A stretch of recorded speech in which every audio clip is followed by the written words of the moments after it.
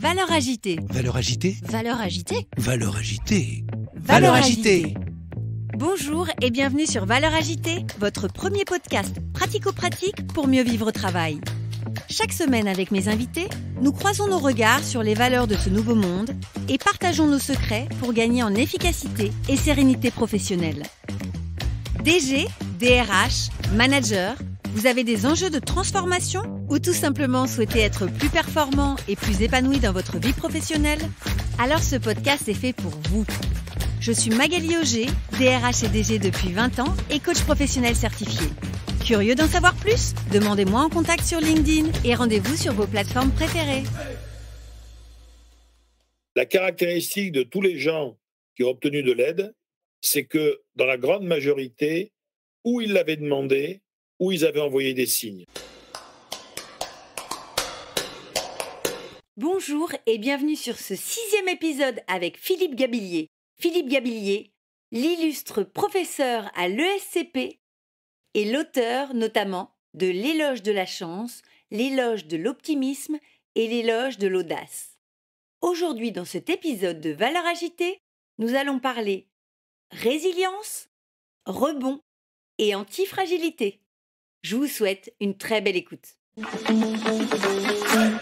Philippe, tu parlais de l'optimisme en disant que c'était à la fois une question de confiance, mais aussi de capacité à rebondir face aux événements. On parle souvent de résilience. Toi, je sais que tu préfères le terme d'antifragilité. Est-ce que tu peux m'expliquer la différence selon toi?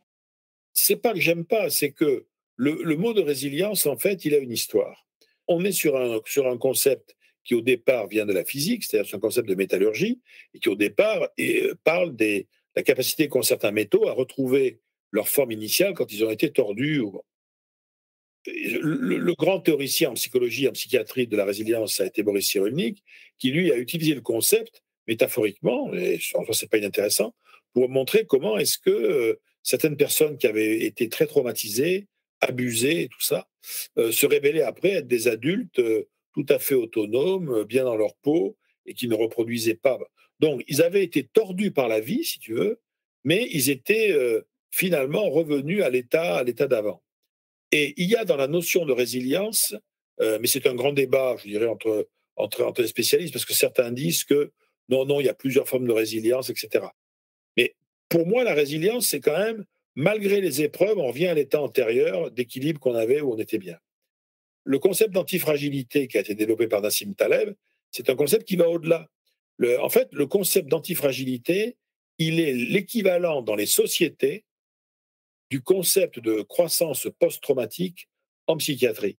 C'est quoi la croissance post-traumatique? La croissance post-traumatique, c'est ce mécanisme qui fait que, après avoir subi des traumatismes terribles, on en ressort grandi. On est plus fort, on est mieux armé, on a appris des choses, on est plus mature. Donc ça, c'est la notion d'antifragilité, c'est ça. L'antifragile, en fait, il se renforce ou elle se renforce sous l'effet des chocs et des traumatismes. C'est tout à fait différent. Alors que le résilient, simplement, il y a moins d'ambition, en fait, dans la résilience. Il y a l'idée on revient au statu quo où on était avant. Est-ce que tu pourrais l'illustrer? Il y a une très jolie image qui est donnée par Taleb, où il dit que dans la mythologie, ce qui est résilient, c'est le phénix. Parce que le phénix, tu le crames, il renaît de ses cendres exactement comme il était avant. Et tu pourras le recramer 1000 fois, il redeviendra 1000 fois le même. Alors que l'hydre de Lerne est une créature qui est antifragile. Et tu lui coupes une tête, il en repousse deux. Tu lui coupes deux têtes. Et la seule façon de tuer l'hydre, il va falloir lui couper toutes les têtes en même temps. Mais le problème, c'est que plus on attend, plus ça va devenir difficile. Parce que les chocs, etc., la renforcent. Voilà. Il y a un dicton que tout le monde connaît maintenant. Tout ce qui ne te tue pas te rend plus fort. Ça laisse penser que finalement, il faut accepter tout. Et quelque part, ça pose la question de la limite. Bon, on attribue ça à Nietzsche, mais c'est totalement sorti du contexte. Et ça se discute vraiment. Tu vois, tu as des gens, on parle toujours, et heureusement, sont des figures, sont des modèles de rôle, tu vois. On voit beaucoup de modèles de rôle aujourd'hui à la télé, de gens très, très lourdement handicapés et qui sont des grands sportifs, etc., etc. D'accord? Bon. Mais tout le monde n'est pas Philippe Croizon et tout le monde n'est pas Théo Curin, tu vois. Tout le monde n'est pas Dorine Bourneton qui est peut-être un peu paraplégique, qui est pilote. Bon, et non, je suis désolé, il y a des gens, ça les a pas tués, ça les a pas rendus plus forts. Hein. Et dès l'instant où le handicap est arrivé, où la maladie grave est arrivée, ça les a détruits lentement. Donc c'est tout ce qui nous tue pas nous rend plus forts, c'est un cliché. C'est comme quand on veut, on peut. Non, je suis navré. Il y a des gens, ils auront beau vouloir tout ce qu'ils veulent, ils pourront pas. Ils manquent de capacité, ils n'ont pas les neurones qui vont avec, ils n'ont pas le caractère qui va bien. Voilà. Donc, il faut juste être un peu clair là-dessus. Donc ça pose la question de la limite personnelle de chacun. C'est vrai qu'on a toujours davantage de ressources qu'on ne le pensait au départ. Il faut comprendre qu'on ne peut pas toujours accéder à ça par soi-même. Ça doit nous réapprendre l'intérêt du tiers, tu vois. Le coach, l'ami, le proche, l'aidant. Parfois, pour que le processus de traumatisme redevienne un processus de croissance, il va falloir qu'il y ait un tiers qui intervienne. Et c'est là où la difficulté apparaît. La société doit effectivement bien comprendre que le sujet tout seul face à l'épreuve, les gens qui sortent tout seuls de la difficulté, qui s'en sortent tout seuls, il n'y en a pas tant que ça. Ils ont toujours, à un moment donné, fait la bonne rencontre, eu la bonne bifurcation, rencontré la personne qui les a remis en énergie positive. Alors, est-ce que c'est pas un peu stigmatisant quand on entend « quand on veut, on peut », c'est une question de force de caractère? J'ai l'impression que c'est un petit peu culpabilisant de la part de la société qui laisse penser qu'il faut réussir et en plus, il faut réussir seul. On doit être fort seul à partir des ressources qu'on a en soi. Alors qu'en fait, dire à quelqu'un qui a échoué, t'as pas assez essayé, c'est une façon effectivement de culpabiliser.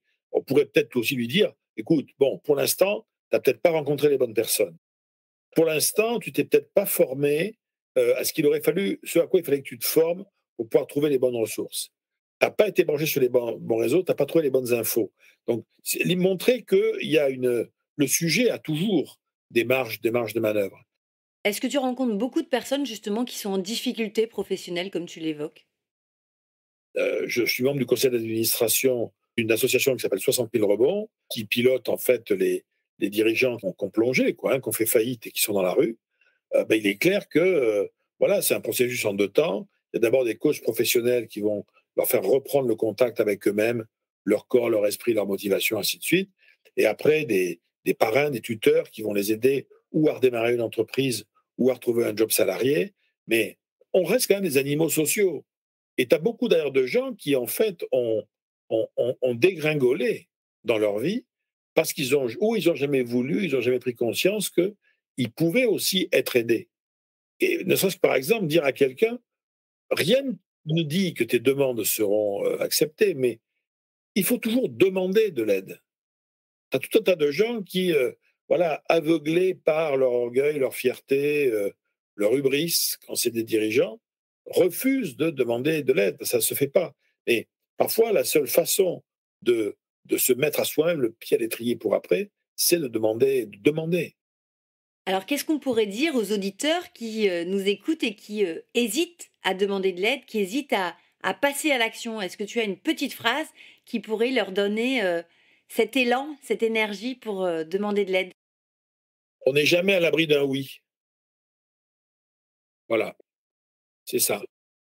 La caractéristique de tous les gens qui ont obtenu de l'aide, c'est que dans la grande majorité, où ils l'avaient demandé, où ils avaient envoyé des signes. Finalement, c'est un peu comme la pub du loto, 100% des gagnants ont tenté leur chance.